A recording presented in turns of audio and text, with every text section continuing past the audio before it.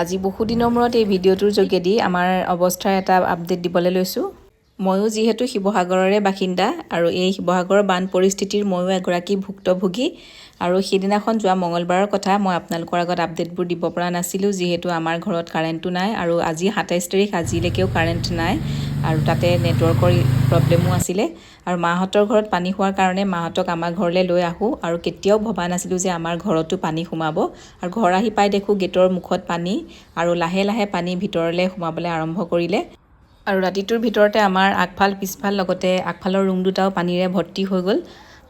ভাগ্য ভাল আছিলে, বস্তুবিলাক অকণমান সামৰিবলৈ সুবিধা পালোঁ আৰু এইফালে গাড়ী গেৰেজটো পূৰা বুৰ গ'ল, গাড়ী আধালৈকে ডুব খাই এক বেটেৰীও বেয়া হ'ল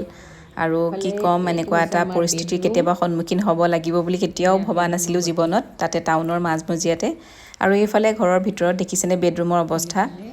আৰু কি ক'ম, বহুতখিনি ভালেই আমাৰ অৱস্থা, কিন্তু কিছুমানৰ অৱস্থাটো কেনেকুৱা অৱৰ্ণনীয় আপোনালোকে সকলোৱে দেখিছে আৰু ভগৱানক প্ৰাৰ্থনা কৰিছোঁ যাতে খুব সোনকালে অৱস্থাৰ পৰিসমাপ্তি ঘটে।